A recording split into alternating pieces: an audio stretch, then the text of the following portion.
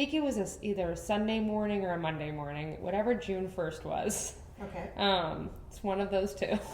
Because I remember the night before that was when the like really crazy protests had been happening. And my roommates and I, we were all watching the news on different devices throughout the house. So any room you went into, someone else was watching the news. And so we were all watching all this crazy stuff go down, and we were just like kind of like, it was really intense, and we were all just talking about it. And so then the next day,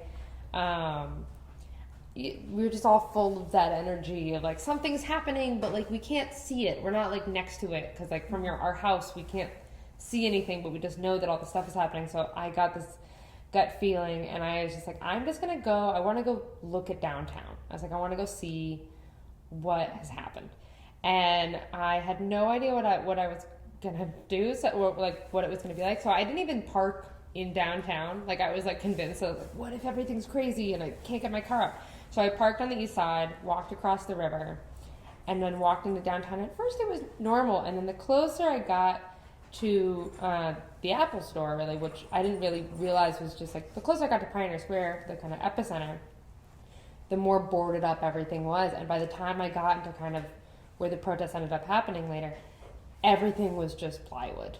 And it was just empty. There was no one there. It was just cleaning crews. It was like the early morning cleaning crews, and I think it must have been around like 11 or noon. And I was walking around, and it was just kind of eerie. And then I walked by the Apple store, and their entire front had been boarded up, which is huge. It's a whole city block. And the plywood was painted black. And it was the first thing that I noticed was that all the other plywood all over the city was just plywood. And this was the only one that was like, in my mind, primed.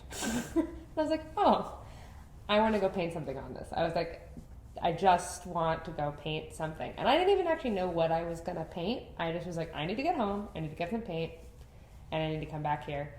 And I just grabbed whatever paint I had that was closest. Like there wasn't a lot of thought on it. I actually, I got anything that if I had to run away and leave it, I could leave it and I wouldn't miss it. So it was all kind of cheap stuff, some old house paint, some acrylic. And I forgot to actually get a step stool, so I was far too short for a lot of the mural. But yeah, and I ran back, and I decided when I got there that I was going to paint his face. Because I was trying to think of what to paint, and then I was like, I should paint his face, because pretty much any artist can tell you if you're doing a portrait for someone, it's just a very intimate moment that you spend with that person. And you just have to notice, like, you have to learn their face. You have to learn every line. You have to learn what their nose looks like, what their mouth looks like. You have to, like, learn the crease of their eyes. There's just all these very intimate details about painting someone's face. And I was like, I think the way that I'm going to pay my respects to this is I'm going to paint his face. I'm going to spend some time with this man's face. And that's what I just need to do. And I was really just kind of doing it for myself. The thought of, I wanted to do it partly for, to be out in the world, but I wanted to do it for myself. And so I started painting it. And I actually forgot black paint. So when you're painting, so I only had like pastel colors. Like I didn't have a lot of like I had like yellows and like kind of a reddish color and like white, but I didn't have any black paint. And so luckily the plywood is black, so I just dry brushed it. But I always remember that as kind of just being a big, it's like no forethought in the paint choosing, because I didn't know what I was going to paint. And then, and it just kind of, as soon as I started, I paint really fast. It's like a weird thing I'm known for, painting very quickly. And people, as soon as I had started, people just kind of started like randomly cheering me on. Like from cars and passerby, and I think it made me less afraid that I was going to get chased off. and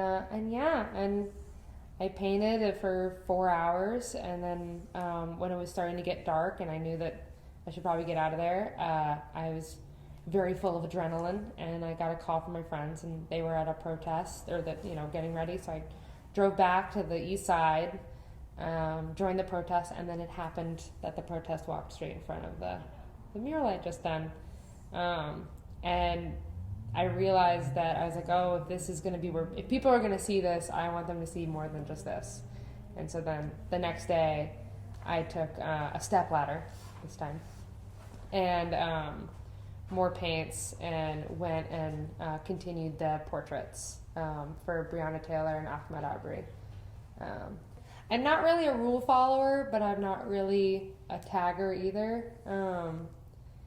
I think this was definitely the first time that I was like painting on something that I had absolutely no permission to do, which also made it feel, I think, more of the protest. But no, I do kind of consider it an act of vandalism, but that's, I think, kind of also what made it feel like the right thing to do. A number of people kept walking by and asking me who I was or where they could, what I was, and so I ended up putting my Instagram tag on there so that people had a way to get a hold of me. And I actually got a floodgate of people asking me to paint their family members, their friends, other people who had been killed. And so I'd get woken up by phone calls of people asking me to paint their family members. So yeah, it became this onslaught of like, it was good, I think, for there to be a connection so that people could get in contact, because there were just a lot of other people who like deserved to have their faces up there and be remembered. And yeah, so throughout the next 2 weeks I painted, I don't remember how many portraits, but a fair amount, all along the top of all the other victims, and there's definitely more that could have been added to it. I think there's a lot of people assumed I was a commissioned artist, mm-hmm. and I think I had to keep coming back to tell them that I was not, because I think there was like people were like, oh, Apple's just using this for marketing, or there's all this kind of stuff around that, and I kept having to be like, no. That's kind of why I called it vandalism, where I was like, no, this is just a bunch of, because after a while it wasn't just me. Like within a few days, dozens of artists showed up, and that's just start covering all the plywood at different. I actually said in a news interview, I was like, other businesses should start painting their plywood black. I was like, if they want there to be artwork on them, they should paint their plywood. And within a couple days, the stores all surrounding all painted their plywood black. And so, yeah, I think that it just kind of kicked it off. And I think, honestly, what I did for a lot of it, I think I opened the door for protest art and for a lot of that happening.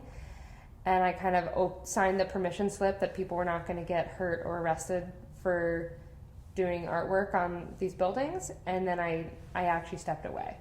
And I wanted the voice of all the other artists to kind of stay true. I didn't want to keep the spotlight. I was like, I started it, and I can be a connection. And after a couple weeks, I was like, and I want all these other artists to really have their voice heard. And yeah, so I think I just helped open the door to that.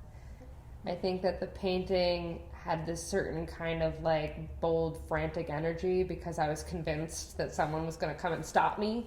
So I had to like paint it as fast as possible. So it wouldn't have that. But I think if it had been commissioned, I think it still would have been a very inspired. But I probably would have put. I love to paint gardens and lush scenery, like just big, bright, obnoxious colors, and so I think if it had been commissioned, I probably would have added my own touch to it rather than just kind of the frantic, I need to get this. It's like, when you're sketching, you're like, I need to get this on paper before I forget what it looks like. And I think that was the energy of it, and I think that was the energy that was needed. Like, I think if it was this, like, lush, very, like, calm piece of artwork, mm-hmm. it would not have kind of provoked the same vigor that it ended up provoking. If, like, that amount of inspiration can kind of come from, 4 hours of just hurriedly trying to paint, and it can bring all these people together, like, there's just so much more than that can lead to, and in so many ways. And I think that this is definitely a city that will take that with a joyous nature and actually make it happen. So I'm hoping that it does.